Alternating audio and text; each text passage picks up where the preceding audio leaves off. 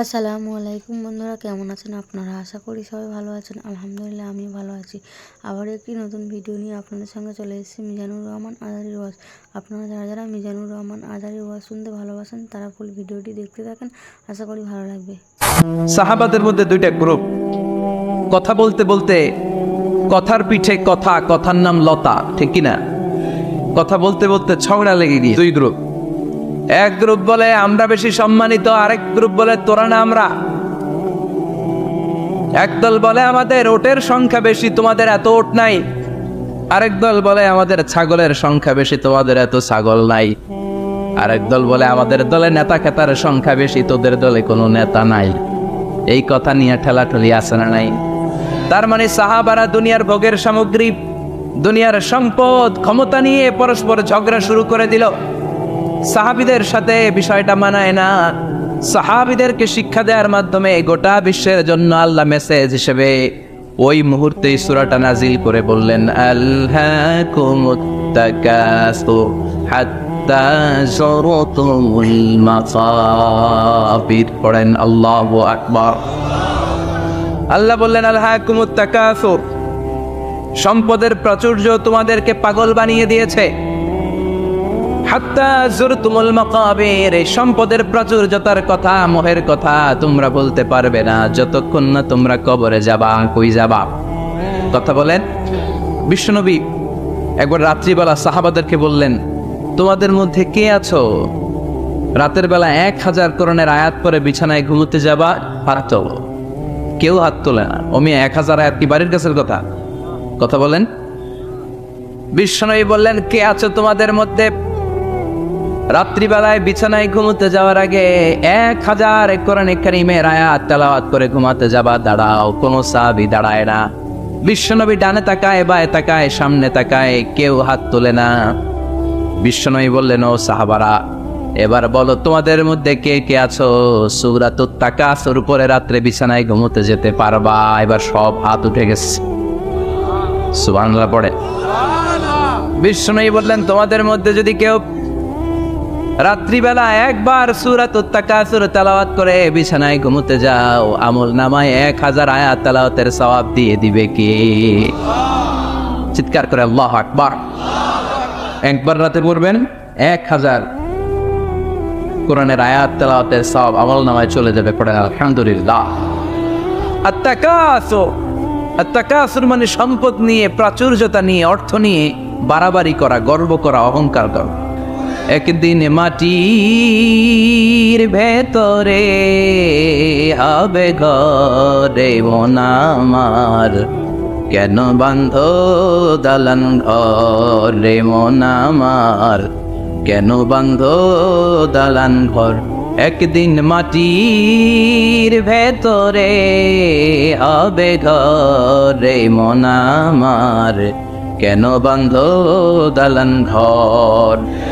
কবরের ঘর আসল ঘর, এটা আল্লাহ বুঝাতে চাইলেন। হাত্তা যুরতুমুল মাকাবির, মাকবার মানে কবরস্থান, এটার প্লুরাল হলো মাকাবির। আল্লাহ বললেন এই কবরস্থানে যাওয়ার আগ পর্যন্ত দুনিয়া কামার লোভ আর লালসা তোমাদের কমবে।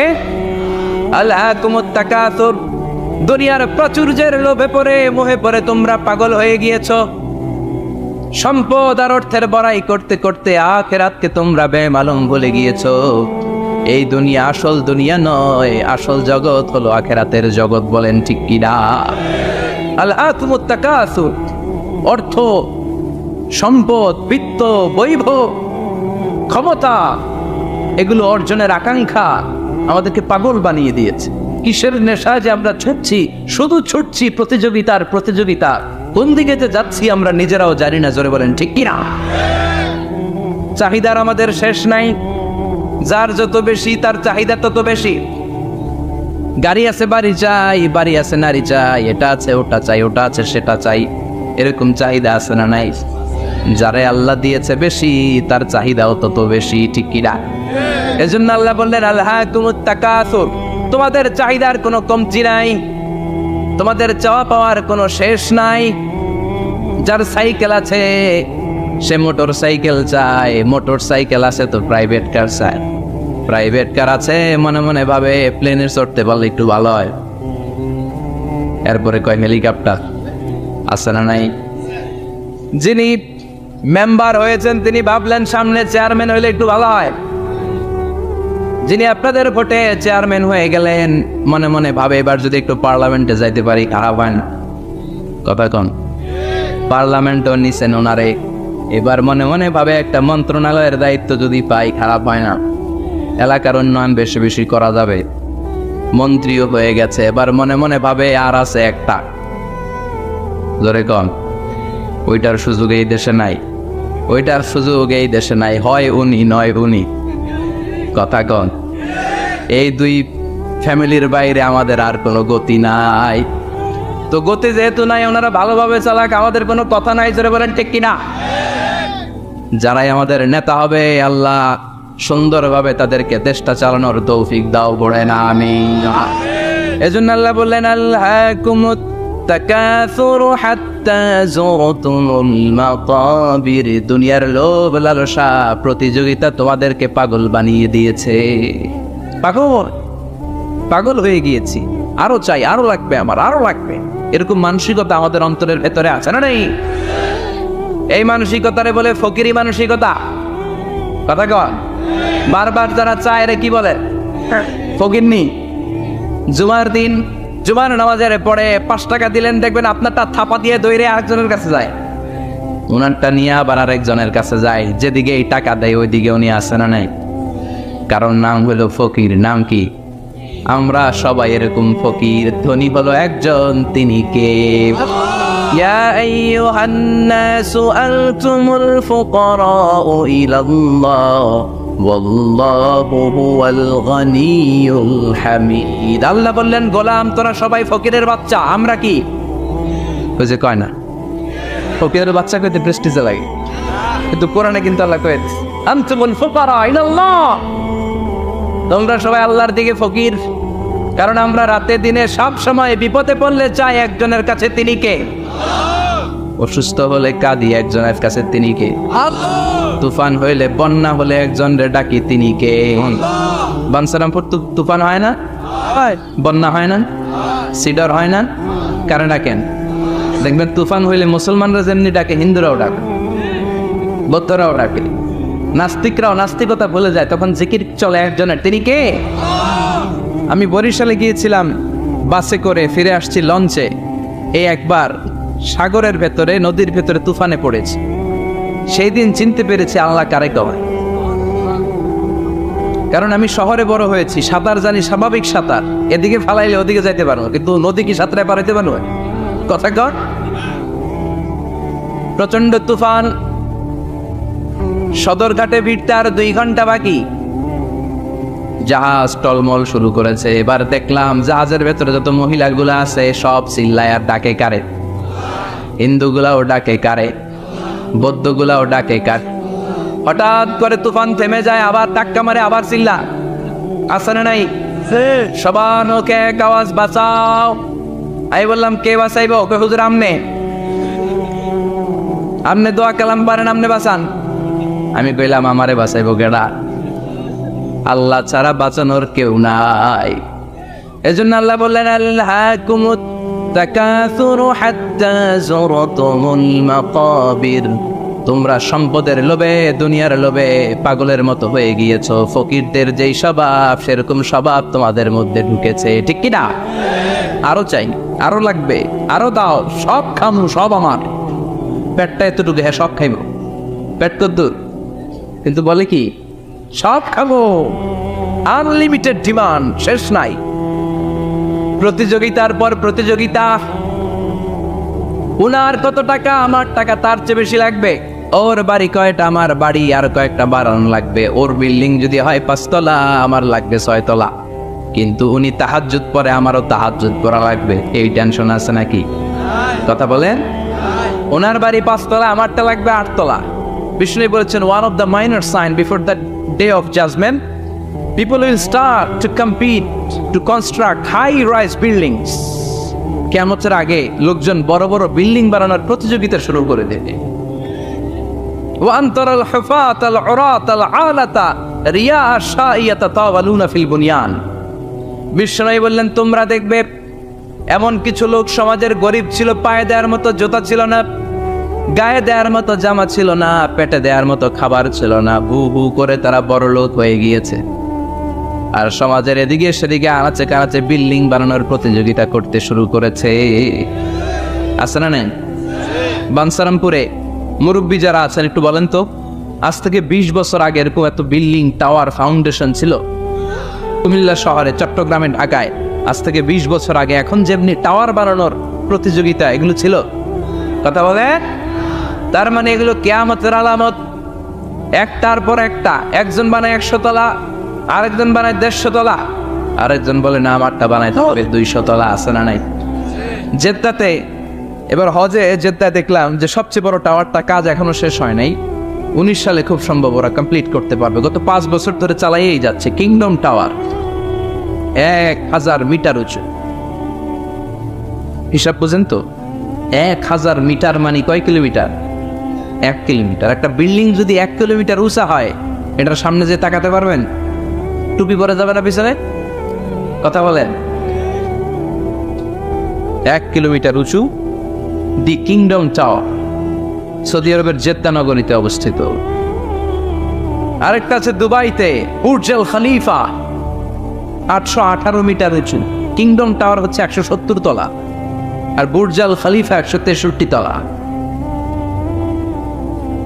কাবা ঘরের পাশে আরেকটা টাওয়ার আছে, জমজম টাওয়ার। এটার দিমাক্কা রয়্যাল ক্লক টাওয়ার বলে। হাজী সাহেবরা দেখে আসছেন না? বড় একটা ঘড়ির মনোগ্রামও আছে। এটা 120 তলা। কয় তলা? 120 তলা। চায়নাতে একটা আছে সাংহাই টাওয়ার, তাইওয়ানে একটা আছে দি টাইপেরান 101, 101 তলা। আমি যেখানে পিএইচডি করি, বছরের বেশিরভাগ সময় থাকি, মালয়েশিয়াতে একটা আছে। আমরা শপিং করতে গেলে মাঝে মাঝে ওখানে যাই, 2 ভাইয়ের মতো দাঁড়ায় আছে, পেট্রোনাস টুইন টাওয়ার। স্থানীয়রা এটারে বলে KLCC। 41st 42nd ফ্লোর একটা ব্রিজ আছে, এই টাওয়ার থেকে ওই টাওয়ারে যাওয়া যায়। ইয়াতাতাওয়ালুনা ফিল বুনিয়ান, বিল্ডিং বানানোর প্রতিযোগিতা। অমিয়া কিয়ামতের দিন ইসরাফিলের সিঙ্গার ফুৎকারে ইদা জুলজিলাতিল আরদু জিলজালাহা, একটা ভূমিকম্প যে তৈরি হবে, গোটা বিশ্বে যে একটা ভূকম্পন হবে, ওই ভূকম্পনের চোটে একটা টাওয়ারও টিকে থাকবে নাকি? থাকবে?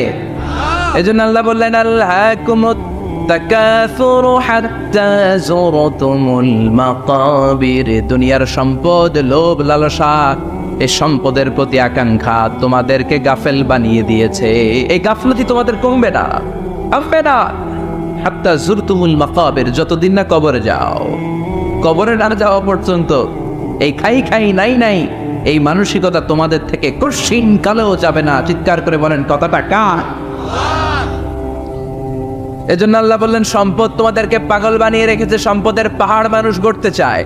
আরব বিশ্বের ধনকুবেরদের সম্পদের তালিকা দেখলে আপনি অবাক হবেন। প্রিন্স ওয়ালিদ বিন তালাল, বর্তমান যেটা আছে MBS বলে ওরে সংক্ষেপে, MBS, মোহাম্মদ বিন সালমান, সম্পদের কোনো অভাব নাই। ওয়ালিদ বিন তালাল আরেক ধনকুবের, আগের বাদশাহ আব্দুল্লাহর ভাগিনা। তার একটা প্লেন আছে, পার্সোনাল জেট প্লেন। এই প্লেনটার 70% মেড অফ গোল্ড, 70% স্বর্ণ দিয়ে বানানো। Can you imagine? কল্পনা করতে পারেন? গত 2 বছর আগে আমি ব্রুনাই গিয়েছিলাম একটা প্রোগ্রামে। ব্রুনাইতে আছে পৃথিবীর সবচাইতে বড় প্যালেস, রাজপ্রাসাদ, নাম ইস্তানা নুরুল ইমান। প্রায় 2000 কক্ষ আছে ওই রাজপ্রাসাদের ভেতর। এটার মালিক হচ্ছে ব্রুনাইয়ের বাদশাহ সুলতান হাসান আল বালখিয়া।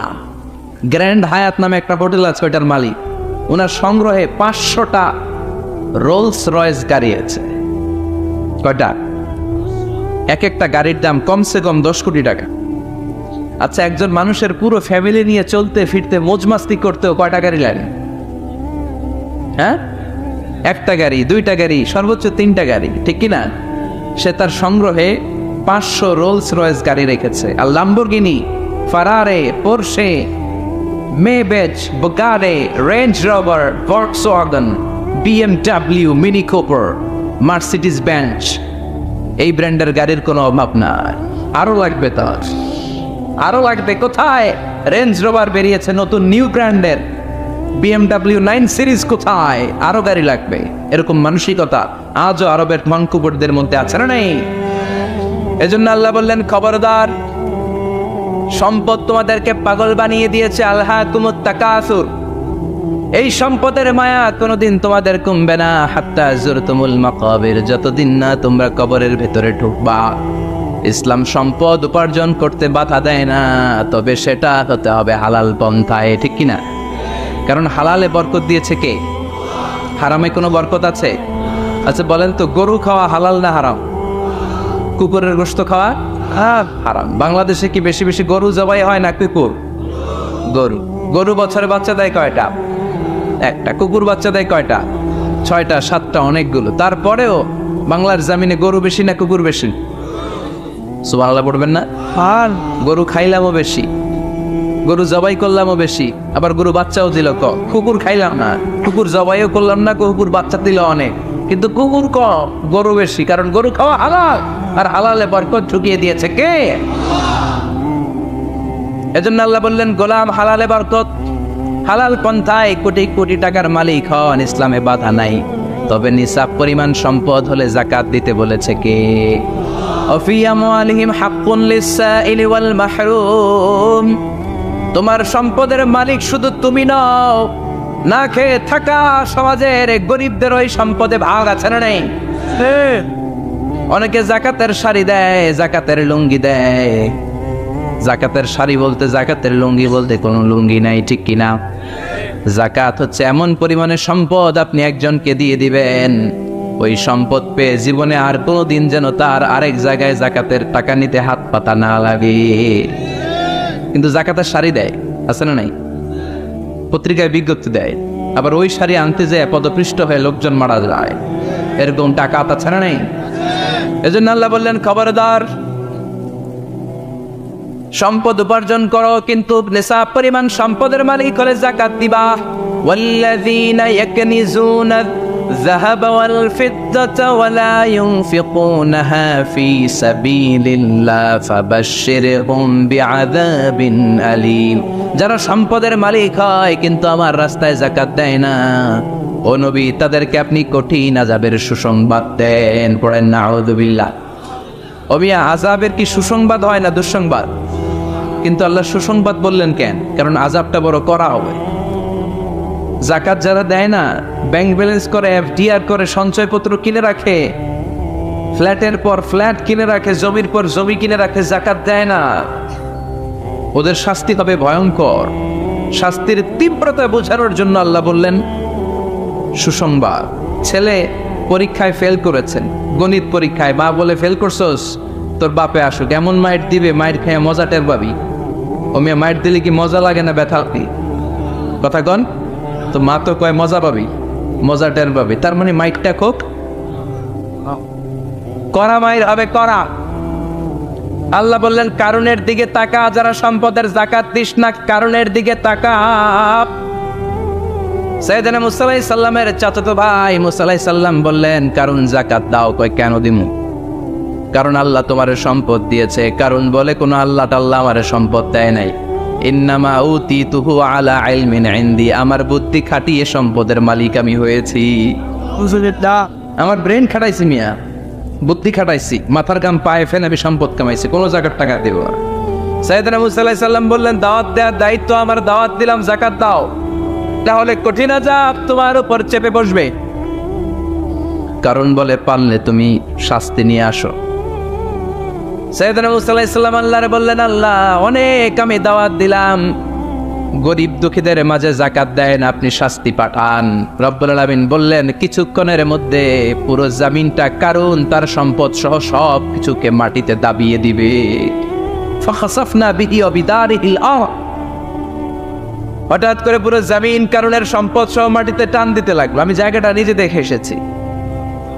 আমি মিশরে পড়াশোনা করেছি, তো মিশরের কায়রোতে ছিলাম। কায়রো থেকে প্রায় 100 মাইল দূর হবে একটা শহর আছে ফাইয়ুম। এই ফাইয়ুম শহরে বহাইরা কারুন, কারুনের সব সম্পদ সহ বাড়িঘর সহ জমিন যেখানে দাবিয়ে তাকে জমিনের ভেতরে বুক গর্ভস্থ মাটির ভেতরে ঢুকিয়ে ফেলেছে, ওই জায়গাটা আজও ঠিক ওই রকম আছে।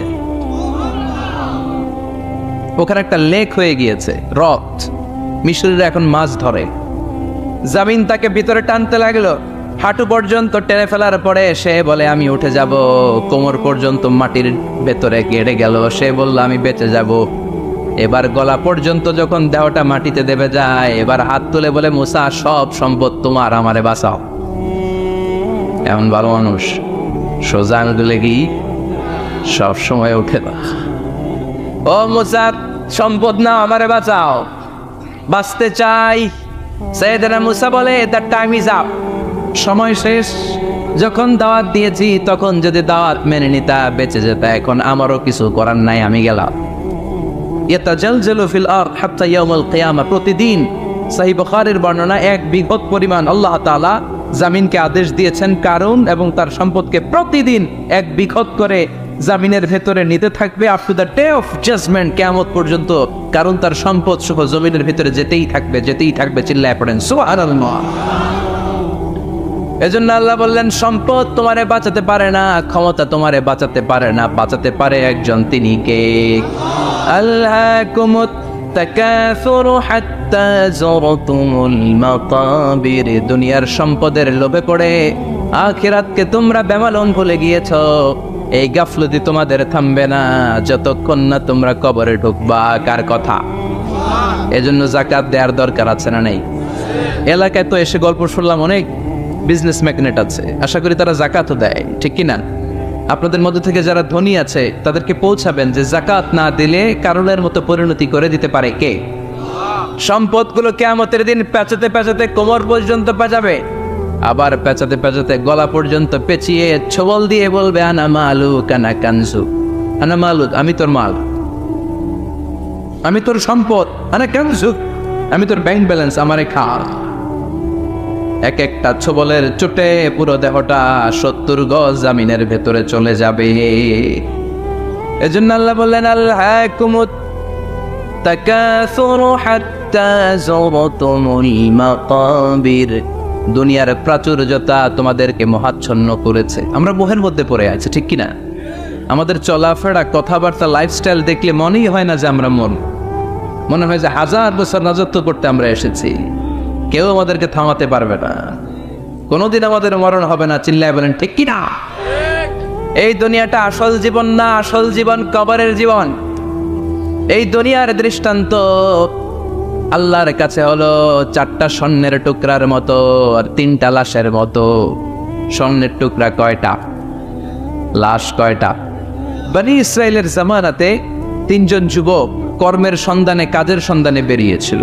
হঠাৎ করে তারা এক গুপ্তধন পেয়ে যায়। গুপ্তধনে তারা পেয়েছে 4টা বড় বড় স্বর্ণের টুকরা।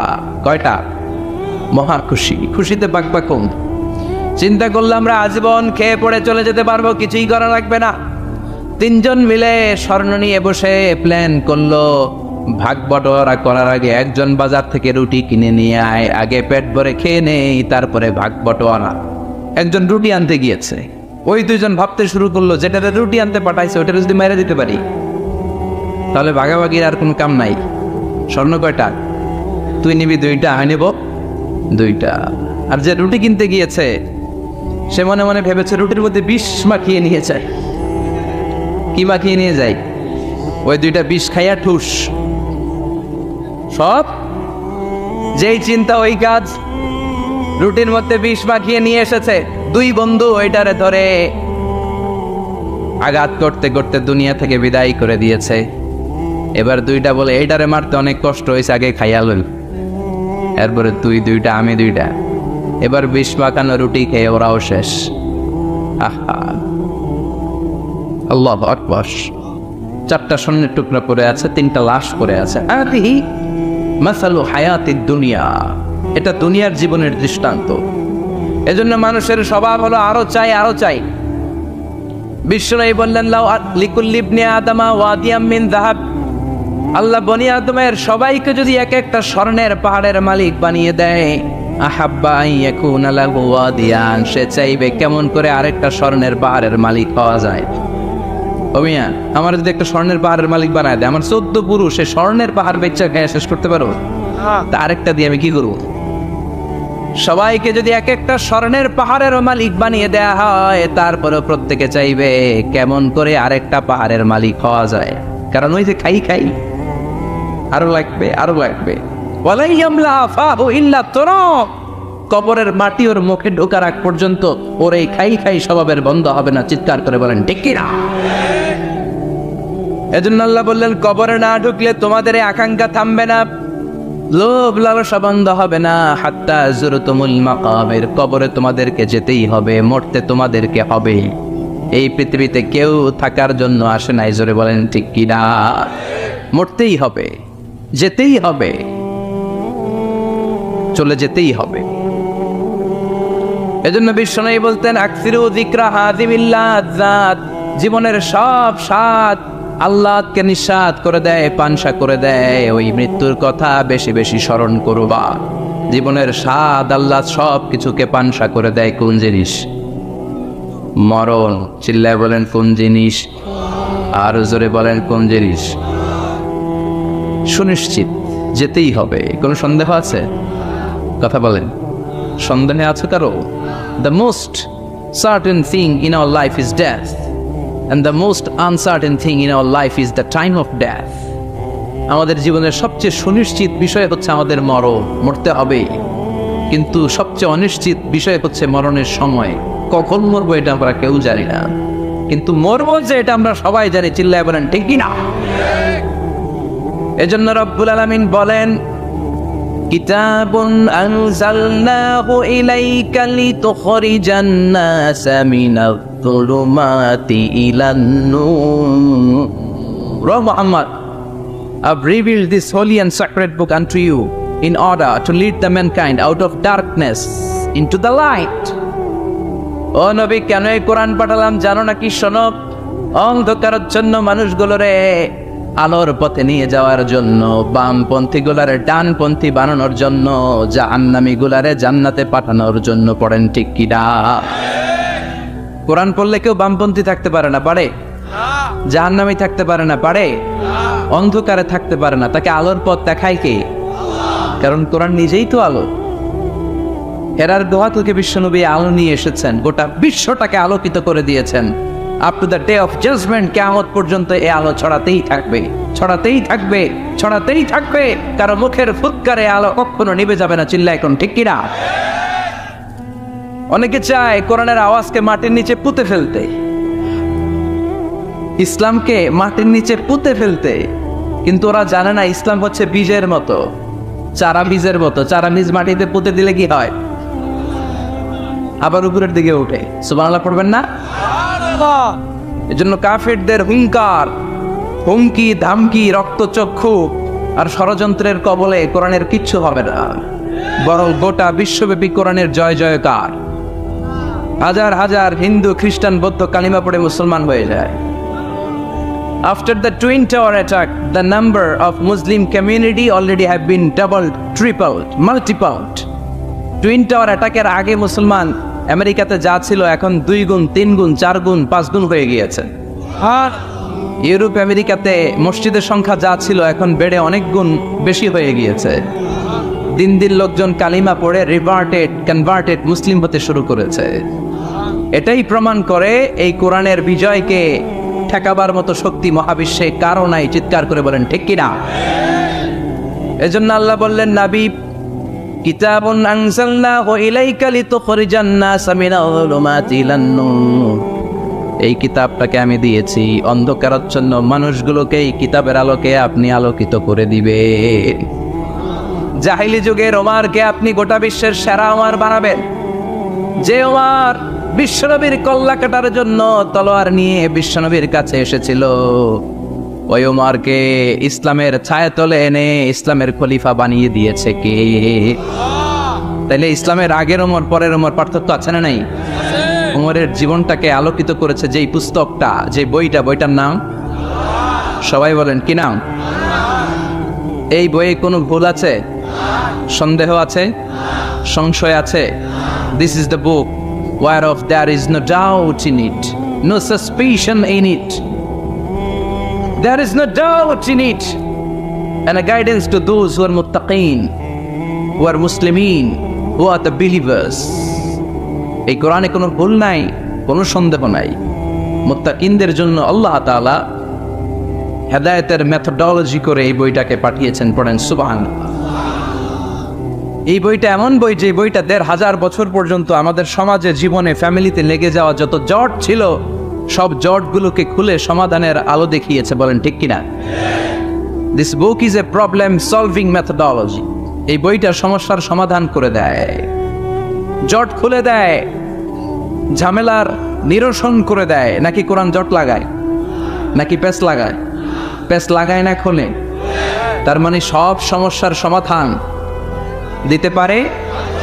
সমাধান চাও যদি জীবনে, মরণে ফিরে যাও, খোঁজে নাও, চোখ রাখো কোরআনে। চোখ রাখবেন কোথায়? না এটিএন বাংলার পর্দায়, জি বাংলার পর্দায়, স্টার জলসা, কিরণমালা, কোথায় রাখবেন? সবাই পড়েন। সমাধান চাও যদি জীবনে, মরণে ফিরে যাও, খোঁজে নাও, চোখ রাখো কোরআনে। If you want the solution this dunya and akhirah, go back, have a look to the holy Quran. Subhanallah. Go back, have a look to the holy Quran. যাও তোমার চেয়ারে বসো, এলান দিয়ে বইটা খোলো আর চোখ বোলাও। তোমার সমস্যার সমাধান এনে দিতে পারে কে? আল্লাহ। এজন্য এই কিতাবটা এমন কিতাব, এই কিতাব থেকে প্রেসক্রিপশন না নিলে সমাজটা সুন্দর হবে না। এই কিতাব থেকে প্রেসক্রিপশন না নিলে জীবনটা সুন্দর হয় না। এই কিতাব থেকে প্রেসক্রিপশন না নিলে দুর্নীতি দমন কমিশন দিয়ে দুর্নীতি বন্ধ করা যায় না। জোরে বলেন ঠিক কিনা? এই কিতাব থেকে প্রেসক্রিপশন নিলে সব ঠান্ডা, সব কিছুর সমাধান হয়ে যাবে। এজন্য জীবনে মরণে এই কিতাবটাকে সাথী বানাতে হবে। রাজি আছেন তো? নাকি শুধু তাফসির মাহফিলে বয়ান শুনে শেষ? কোরআন তেলাওয়াত করতে রাজি আছেন তো? Our duties to the holy and sacred book, holy Quran. আমাদের যে সমস্ত দায়িত্ব আছে এই কিতাবের প্রতি, তার প্রথম দায়িত্ব হচ্ছে রেসাইটেশন অফ দিস হোলি বুক। প্রতিদিন এই বইটাকে তেলাওয়াত করা, আবৃত্তি করা, সুন্দর কণ্ঠে আবৃত্তি করা। বিষ্ণু বলেছেন, মান লাম ইয়াতাগান্না বিল কোরআন ফালাইসা বিন্না। যে সুন্দর কণ্ঠে কোরআন তেলাওয়াত করে না, সে আমার উম্মত হতে পারে। এজন্য কোরআন তেলাওয়াতের দরকার আছে না নেই? কোরআন তেলাওয়াত করেন তো? কিয়ামতের দিন কোরআন যদি আমাদের বিরুদ্ধে দাঁড়ায়, জান্নাতের দরজা খুলবে না আটকে যাবে? এজন্য প্রথমত প্রতিদিন আমরা কোরআনের তেলাওয়াত করব। রাজি আছেন? মনে থাকবে? যারা কোরআন জানেন না, হুজুর কোরআন শিক্ষার আসর একটা করবেন সান্ধ্যকালীন রমজান মাসে। মুরব্বীরা, বয়স্করা যারা কোরআন পড়তে পারে না, তারা এখানে এসে কোরআন শিখবেন। রাজি আছেন তো? আমরা কোরআন জেনে বুঝে মরতে চাই। রাজি আছেন? কোরআন শিখলেও লাভ, শিখাইলেও লাভ। খায়রুকুম মান তাআল্লামাল কুরআন ওয়া আল্লামা। The best person among you who reads Quran by himself and teaches it to others. সবচেয়ে সেরা আল্লাহর কাছে সে যে নিজেও কোরআন পড়ে, অন্যেরও পড়ায় দেয়। আপনি যদি কাউকে শুধু সূরাতুল ফাতিহাটা শিখিয়ে দেন, সে সারা জীবনের নামাজে যত সূরা ফাতিহা পড়বে তার সওয়াব তো তার থাকবেই, ওইটার একটা পার্সেন্টেজ সওয়াব আপনার আমলনামায় আছে না নাই? কি এক কিতাব, এক অক্ষর পড়লে 10টা নাকি? সুবহানাল্লাহ বাড়িতে যায় বললেন। এক আয়াত পড়লে জান্নাতের বিল্ডিং এক এক তলা করে লম্বা হতে থাকে। আর তেলাওয়াত দিস কান দিয়ে ঠান্ডা মাথায় শুনলে আকাশ থেকে রহমতের ঝিরি ঝিরি বাড়িধারা নামতে থাকে। অন্যকে শিখাইয়ে দিলে আল্লাহর কাছে শ্রেষ্ঠ লোকদের তালিকায় নাম চলে যায়। এজন্য কোরআনের সাথে অ্যাটাচমেন্ট উইথ দ্য হোলি কোরআন বাড়ানোর দরকার আছে না নেই? কোরআনের প্রতি আমাদের আরেকটা দায়িত্ব হচ্ছে টু মেমোরাইজ দ্য হোলি বুক কোরআন। কোরআনকে মুখস্থ করা। অনেকে মনে করে যারা হেফজখানায় পড়ছে এদেরই দায়িত্ব কোরআন মুখস্থ, এরাই করবে না। এটা আমাদের সবার দায়িত্ব, এটা গ্লোবাল দায়িত্ব, এটা পুরো উম্মার দায়িত্ব। আমরা যে যতটুকু পারি, যতগুলো সূরা পারি মুখস্থ করার চেষ্টা করব। রাজি আছেন? সবাই রাজি আছেন তো? কোরআনের প্রতি আমাদের সবচেয়ে বড় দায়িত্ব হচ্ছে মাতৃভাষায় আমাদের এই কোরআনকে বুঝতে হবে। ঠিক কিনা? আল্লাহ কি বলছেন, কি আমাদেরকে জানাতে চাইলেন, সব আল্লাহ বলে দিয়েছেন এই কোরআনে। নতুন করে আল্লাহ আকাশ থেকে কিছু আর পাঠাবে? সব সমাধান এই বইয়ের ভিতরে দিয়ে দিয়েছে। তো আল্লাহ কি সমাধান দিলেন, কি রোড ম্যাপ দিলেন, কি কর্মসূচি ঘোষণা করলেন, জানার দরকার আছে না নাই? এজন্য কোরআনের বঙ্গানুবাদ পড়বেন। বাংলা ভাষায় কোরআন পাওয়া যায়, মোবাইলে অ্যাপস পাওয়া যায়, সব জায়গায় আমরা বলি মোবাইলের অ্যাপসে বাংলা কোরআন রাখবেন, তাফসির রাখবেন, ইসলামিক লাইব্রেরিগুলো থেকে কোরআনের বঙ্গানুবাদ নিয়ে আসবেন। রমাদানে 7 খতম 8 খতমের কোনো দরকার নাই, একটা খতম দেন, আর বাকি সময়টা মাতৃভাষায় পড়েন আল্লাহ কি বলতে চাইলো। আল্লাহ কসমোলজির কথা, জিওলজির কথা, বায়োলজির কথা, এমব্রয়োলজির কথা, বোটানির কথা, হিউম্যান অ্যানাটমির কথা, এমন কোনো বিষয় নাই যে বিষয়ের ব্যাপারে আল্লাহ কোরআনে কোনো কথা বলে নাই। পড়েন সুবহানাল্লাহ। এজন্য মাতৃভাষায় কোরআন বুঝতে হবে। প্রতিদিন একটা করে আয়াত হলেও আমরা কোরআনের বাংলা অনুবাদ করার চেষ্টা করব। রাজি আছেন? সহিহ বুখারীতে হাদিসের চ্যাপ্টারে একটা চ্যাপ্টার আছে, ইযহাবু বিনা নুসলিহ বাইনাহুম, আমাকে নিয়ে চলো আমি মিলায়া দিব। চ্যাপ্টারের নাম ইযহাবু বিনা, আমাকে নিয়ে চলো না আমি ওদের মধ্যে মিলায়া দিব। আল্লাহর হাবিব সাল্লাল্লাহু আলাইহি ওয়াসাল্লাম ঝগড়া দেখলেই এই কথাটা শোনায় দিতেন, আরে আমি আছি তো, আমাকে নিয়ে চলো আমি মিলায়া দেব। আমরা মিলাই দেই না আরো লাগাই দেই? হ্যাঁ, আগুন ধরলে আপনারা কি দিয়ে নিবার, তেল দিয়ে না পানি দিয়ে? পানি দিয়ে আগুন নেভাতে হয়, অনেক ওই জায়গায় তেল ঢেলে দেয়, আরো জ্বলুক, আরো লাগুক, ঘুষাঘুষি মারামারি, এরকম আছে না? নাই না, আমরা যেন এমন না করি, আমরা যেন মিলিয়ে দেই। আমাদেরকে একটা শক্ত সিন্ডিকেট তৈরি করতে হবে, শক্ত সিন্ডিকেট। এই সিন্ডিকেটটা হচ্ছে ঐক্যের সিন্ডিকেট, যাতে কোনো অপশক্তি আমাদের ঐক্যের সিন্ডিকেটকে ভেঙে দিতে না পারে। চিল্লায় বলো ঠিক কিনা? ঐক্যের শক্ত সিন্ডিকেট দরকার, যেটা কোনো অপশক্তি এটাকে বানচাল যেন করতে না পারে, এটাকে যেন নস্যাৎ করতে না পারে, এটাকে যেন দুর্বল করে দিতে না পারে। সেজন্য ভ্রাতৃত্বের বন্ধনে আমাদেরকে অটুট থাকতে হবে। কে কোন পীরের মরিদ, কে কোন দল, কে কোন আইডিওলজি, কে কোন মতাদর্শে বিশ্বাসী, এগুলো যেন বারবার আমরা সামনে টেনে নিয়ে না আসি। আমরা যেন চিন্তা করি আমরা বাংলাদেশি মুসলমান। আমাদের এই ভূখণ্ডে আমাদের সবচেয়ে বড় পরিচয় আমরা বাংলাদেশি মুসলমান। দুইটা পরিচয়, এই ভূখণ্ডের কারণে আমাদের পরিচয় আমরা বাংলাদেশি, ঠিক কিনা? আরেকটা হচ্ছে আমাদের ধর্মীয় পরিচয়, আমরা মুসলমান। এটা যেন সবচেয়ে বড় পরিচয় হয়। যদি সে বাংলাদেশি মুসলমান হয়, সে আমার ভাই, সে আওয়ামী লীগ করতে পারে, সে বিএনপি করতে পারে, সে জামায়াত ইসলাম করতে পারে, জাতীয় পার্টি করতে পারে, এখানে দলাদলি করার কোনো সুযোগ নাই। দালাল খেতাব দিতে আমরা খুব অভ্যস্ত। তুই পাকিস্তানের দালাল, ও কয় তাইলে তুই ভারতের দালাল। আছে না নাই? বাংলাদেশের দালাল কেউ নাই। বাংলাদেশ কপাল পোড়া জাতি আমরা। আমরা এদেশের সন্তান হয়ে এদেশের দালালি করতে শিখলাম না। আল্লাহ তুমি বাংলাদেশের দালাল আমাদেরকে হওয়ার তৌফিক দান করো। আমরা যেন ভাগাভাগি না করি, আল্লাহ আমরা যেন মিলে থাকতে পারি, আল্লাহ তুমি তৌফিক দাও। আরো জোরে পড়ি আমিন। আমি সূরা তাওবার 112 নম্বর আয়াত তেলাওয়াত করেছি। সূরাতুত তাওবার 112 নম্বর আয়াতে আল্লাহ তাআলা আমাদেরকে কিছু গাইডলাইন দিয়েছে। 9টা গাইডলাইন। কয়টা? সবাই বলেন কয়টা? এগুলি খেয়াল করে মুখস্থ করে নিয়ে যাওয়া যাবে আজকে?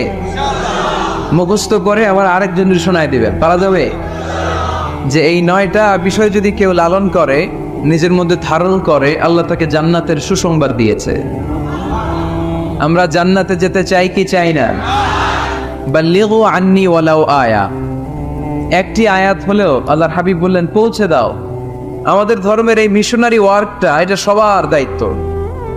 মিশনারি ওয়ার্ক, দাওয়াতি অ্যাক্টিভিটি, এটা শুধু মিজানুর রহমান আজহারীর দায়িত্ব না। উনি এসে শুধু দাওয়াত দিবে না, এটা সবার দায়িত্ব। আমি যদি বেশি জানি তো বেশি শোনাবো, আপনি কম জানলে কম শোনাবেন। আপনি যদি শুধু জানেন লা ইলাহা ইল্লাল্লাহ মুহাম্মাদুর রাসূলুল্লাহ, আপনি তাহলে অতটুকুর দাওয়াত দিবেন। সবাই আমরা দাঈ ইলাল্লাহ। এজন্য কথাগুলো শুনবো, প্রথমত আমরা যেন এগুলো ধারণ করতে পারি, এগুলো পালন করতে পারি। কক্সবাজারের ভাইরা, অনেক ভাইরা এসেছেন, আমাদের সময় অনেক দামি। অনেকে দোকান পাট ব্যবসা বাণিজ্য বন্ধ করে টাকা খরচ করে এসেছেন, সময়টা যেন কাজে লাগে। আমরা আমাদের নিয়তকে খালিস করে নেই, যে আজকে আমরা যা শুনবো ঠান্ডা মাথায় ইখলাসের সাথে আমল করার নিয়তে শুনবো, এবং যা শুনবো মনে রাখবার চেষ্টা করব এবং এটা পৌঁছে দিব, ঠিক কিনা? সবাই কি একমত? দ্বিমত আছেন নাকি কেউ কেউ? সবাই একমত তো? আসুন আমরা সরাসরি কোরআন থেকে তাফসীর শুনি। এই আয়াতটিতে আল্লাহ তাআলা মুমিনদের 9টি গুণের কথা বলেছেন।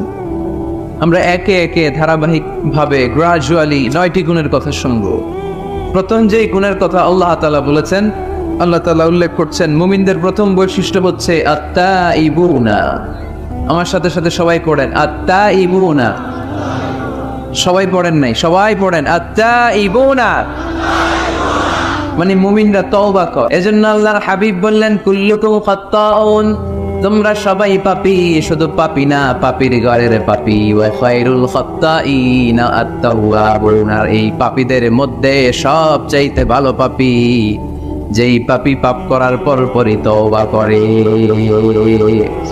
ইয়া আইয়ুহাল্লাযীনা আমানু তুবু ইলাল্লাহি তাওবাতান নাসুহা। ও বিশ্বাসীরা, তোমরা যদি অন্যায় করে ফেলো, তোমরা যদি ভুল করে ফেলো, তোমরা যদি নিজের নফসের উপর জুলুম করে ফেলো, উপলব্ধি আসার পরে আমার কাছে ক্ষমা চাও, তওবা করো। তওবার মতো তওবা করলে আমি জীবনের সব গুনাহ মাফ করে দিতে পারি। তিনি দয়াময়, তিনি মেহেরবান, তার দয়া যে কত বিশাল আপনি কল্পনাও করতে পারবেন। তুবু ইলাল্লাহি তাওবাতান নাসুহা, তওবার মতো তওবা। তাওবাতুন নাসুহা মানে কি? তওবার মতন তওবা, এমন তওবা যে তওবাতে আল্লাহ আপনারে মাফ করবেই, যেই তওবার মধ্যে জড়িত আছে আবেগ, যেই তওবাতে জড়িত আছে চোখের পানির স্পর্শ।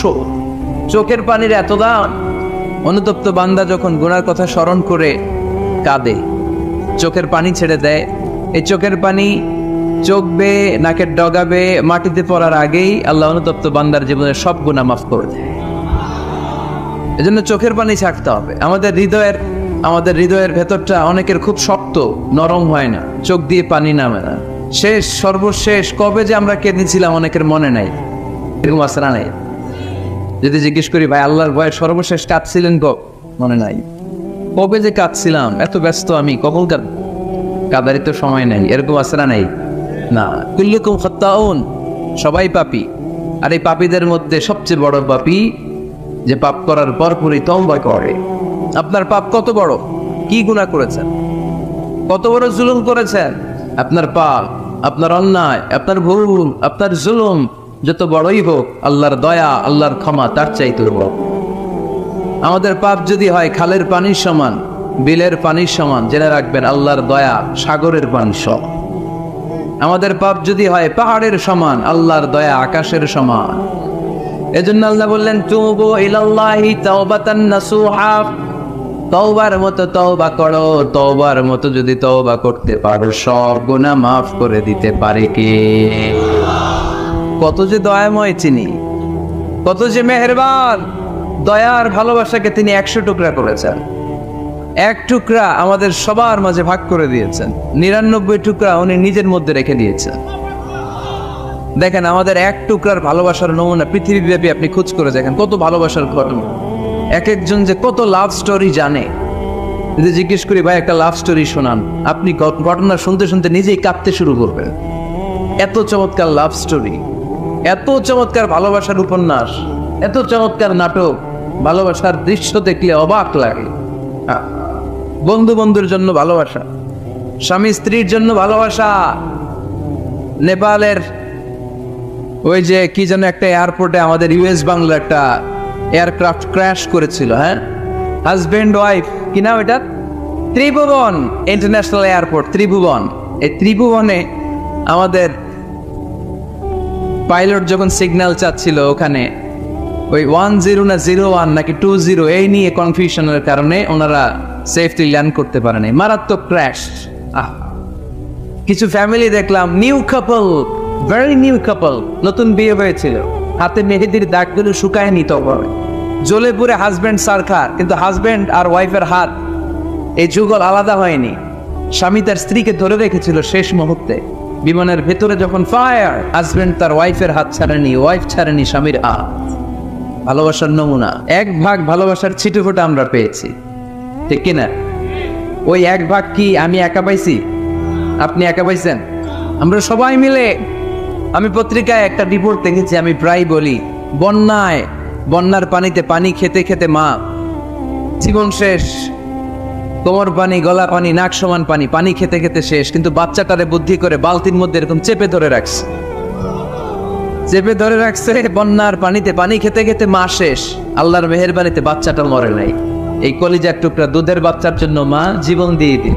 এই বাচ্চার জন্য মায়ের হৃদয়ের ভালোবাসাটা ঢুকাই দিছে কে?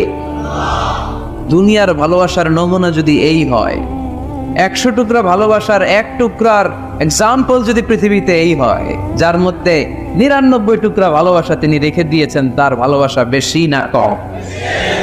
এজন্য আল্লাহ বললেন, তওবার মতো তওবা করো, ক্ষমার মতো ক্ষমা চাও, কাদার মতো কাঁদো, কাদার মতো কাঁদলে সব মাফ করে দেয় কে? আপনি কি পাপ করছেন?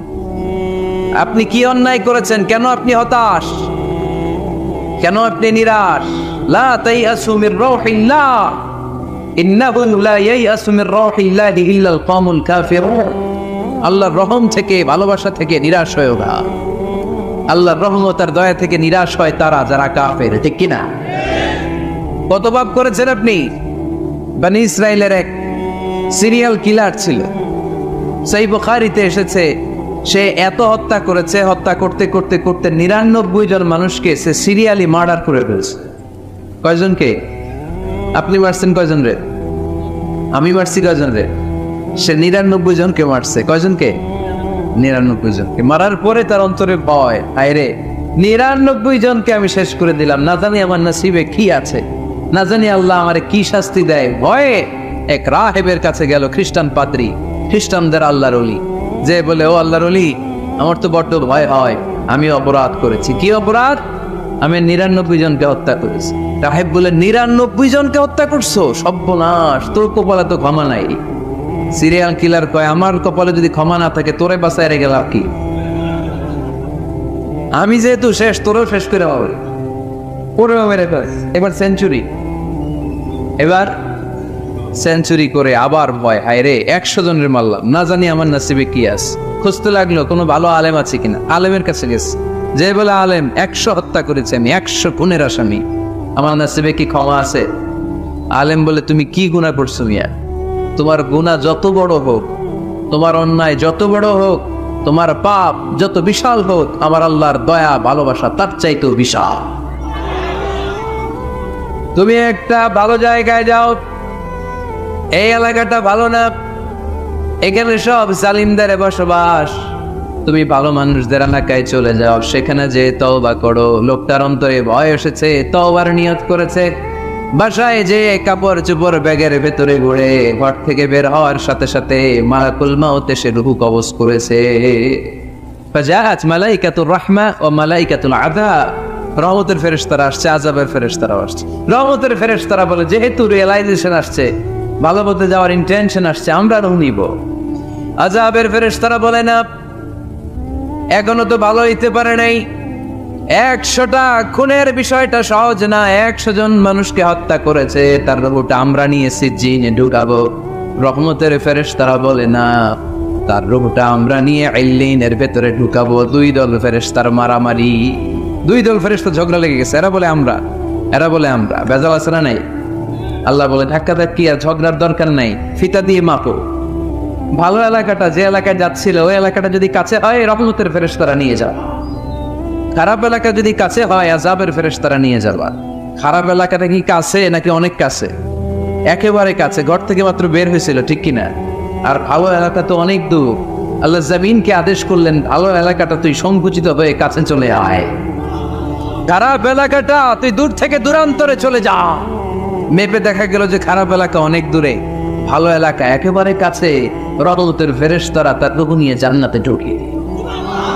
চিল্লায় পড়েন আল্লাহু আকবার। এজন্য তওবা যদি তওবার মতো করতে পারেন, চাওয়ার মতো যদি আল্লাহর কাছে চাওয়া যায়, সব গুনাহ মাফ করে দিবে কে? বিশ্বনবী বলেন, আমার আগের কোনো গুনাহ নাই, পরের কোনো গুনাহ নাই। লিয়াগফির লাকাল্লাহু মা তাকদ্দামা মিন যামবিকা ওয়া মা তাআখার। আল্লাহ বললেন, নবী আপনার কোনো গুনাহ নাই, আপনি মাসুম, নিষ্পাপ, নিষ্কলুষ, আপনার কোনো পাপ নাই, গুনাহ নাই, অন্যায় নাই। তারপরে বিশ্বনবী বলেন, ওয়াল্লাহি লা আস্তাগফিরুল্লাহ ওয়া আতুবু ফিল ইয়াউমি আকসার মিন 70 মাররা।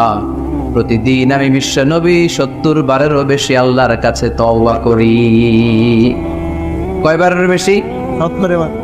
কোনো গুনাহ আছে, কোনো পাপ আছে, কোনো অন্যায় জীবনে করেছে?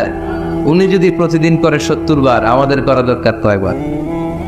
হ্যাঁ, 70,000 বার। আমরা করি কয়বার? কয়বার করি? বছরে করি না 70 বার, ঠিক কিনা? আওয়াজ করে সবাই তওবা পড়েন, পড়েন আস্তাগফিরুল্লাহ, আবার পড়েন আস্তাগফিরুল্লাহ, আবার পড়েন আস্তাগফিরুল্লাহ। আপনার তওবা, আপনার ইস্তেগফার আপনি নিজেই পড়বেন। অনেকে বলে ইমাম সাহেব রে না আনলে তওবা পড়া যাবে না, আছে না নাই?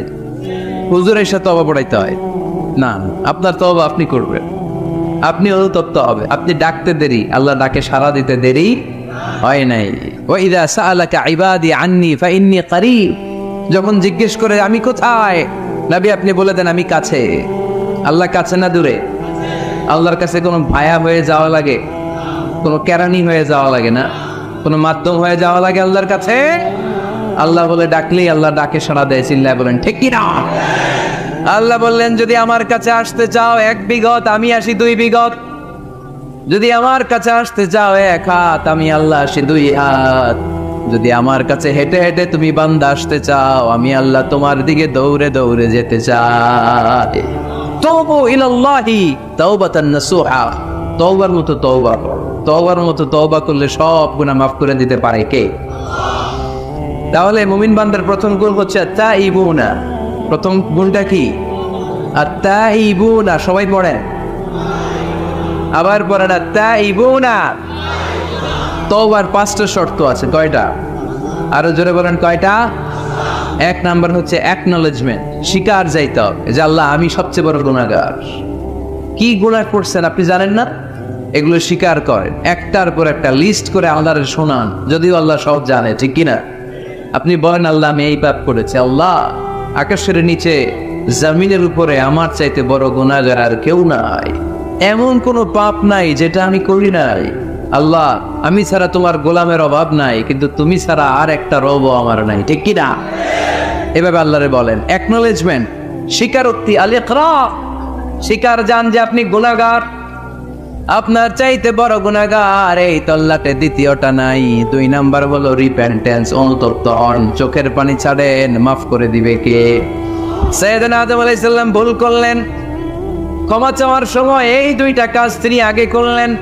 প্রথমে তিনি স্বীকার গেলেন তিনি ভুল করেছেন, তারপরে তিনি অনুতপ্ত হলেন। আমরাও যদি ভুল করি কেমন করে আল্লাহর কাছে ক্ষমা চাইতে হয় সেই দোয়াটা আমাদের জন্য রেখে গেলেন। পড়েন রব্বানা যালামনা আনফুসানা ওয়া ইল্লাম তাগফির লানা ওয়া তারহামনা লানাকুনান্না মিনাল খাসিরিন। ও আমাদের রব, জুলুম করেছি নাফসের উপর, তুমি যদি মাফ না করে দাও আমরা ক্ষতিগ্রস্তদের অন্তর্ভুক্ত হয়ে যাব, আমরা খাসিরিনদের ভেতর শামিল হয়ে যাব, ঠিক কিনা? তাহলে প্রথমে গেল অ্যাকনলেজমেন্ট, স্বীকারোক্তি, স্বীকার করবে। ওযু করে জায়নামাজটা বিছিয়ে দিয়ে স্বীকার করেন যে আল্লাহ আমার চেয়ে বড় পাপী কেউ নাই, চোখের পানি ছেড়ে অনুতপ্ত হন। 3 নম্বরে স্টপ। 3 নম্বরে কি? সবাই বলেন স্টপ মানে কি? থামেন, আর না, অনেক আগ বাড়ছেন, এবার একটু থামেন। যেই পাপটা করেছিলেন ওটা থামায় দেন। নাকি ঘুষ খাইতেছেন, সকালে ঘুষ খাইয়া বিকালে মাফ চাবেন, বিকালে ঘুষ খাই আবার রাতে মাফ চেয়ে নিয়ে, এটা আল্লাহর সাথে গেম খেলা হয়ে যায়, ঠিক কিনা? আল্লাহর সাথে গেম খেলা যাবে? আল্লাহর সাথে কৌশল করা যায়? সব কৌশলীর বড় কৌশলী কে? কেউ যেটা পারে না, পারে কে? স্টপ, থামেন।